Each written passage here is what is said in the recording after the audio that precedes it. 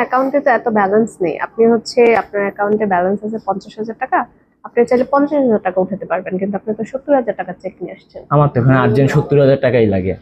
এটা তো ভাই মামা বাড়ি আবদার না, আপনার ব্যাংকের ব্যালেন্স যত আছে আপনি ততই পাবেন, আমি এর বেশি আপনাদের তো 10 পাবেন বছর না। ধরে গ্রাহক না, আমি তো এই ব্যাংক থেকেই লেনদেন হ্যাঁ, করি, এর আমাকে জন্য 20,000 টাকা দেন।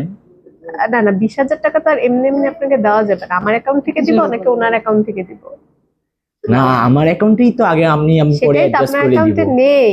70,000 টাকা তো নেই আপনার অ্যাকাউন্টে, 50,000 টাকা আছে, আপনি চাইলে 50,000 টাকা নিতে পারেন। আর আপনার এটার জন্য অ্যাকাউন্টে যদি এখন 20,000 টাকা কম থাকে, সেটা আমরা আমাদের কাছ থেকে কিভাবে দিব বলেন?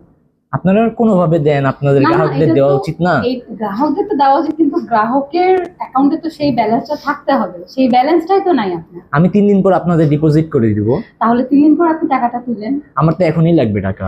কিন্তু সরি, আসলে এখনই এই টাকাটা দেওয়া সম্ভব হচ্ছে না। আপনারা দেখেন, আরেকবার চেষ্টা না, করেন। এটা তো মাছের বাজার না যে আমি দর কষাকষি করে দেখবো। এটা হচ্ছে আপনার একটা চেক দিছেন আপনি, জি, যেই টাকা আপনার কাছে থাকবে সেই টাকাটাই আমরা আপনাকে দিতে বাধ্য থাকবো। বাট আপনি তো এখানে এমন মনে হচ্ছে যে আপনি এই অ্যাকাউন্ট আপনারই না, আপনি টাকা সম্পর্কে অবগত না, হুদা একটা অ্যামাউন্ট বসে।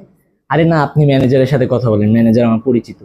ম্যানেজার, তাহলে আপনি প্লিজ ম্যানেজারের সাথে কথা বলুন। না না, আপনি না জিনিসটা না, দেন। আপনার পরিচিত, আমার তো ম্যানেজার পরিচিত না। আজকে আমি যদি 20,000 টাকা বেশি দেই, তাহলে ম্যানেজার আমাকে ক্লেম করবে যে কোথা থেকে আমি 20,000 টাকাটা দিলাম, কেন দিলাম। তখন আমি কি করবো? যেহেতু ম্যানেজার আপনার পরিচিত, আপনি ওনার সাথে গিয়ে কথা বলুন। আপনার 3 দিনের জন্য আমাকে লোন দেন। তো লোনের অ্যাপ্লাই করেন। আরে না, আমি 3 দিন পরই আপনাদের ডিপোজিট করে সরি দিব। সরি ভাইয়া, এটা সম্ভব না। দেখেন আরেকবার বিষয়টা দেখেন। একদমই সম্ভব না। আমি আমার শেষ এটা দেখার বিষয়ই না।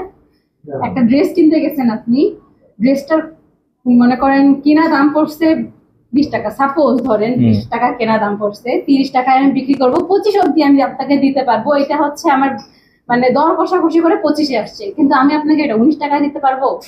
বলেন। আমি সমাজকর্মের স্টুডেন্ট, এত কিছু বুঝি না। এটা সম্ভব না। Okay, thank you.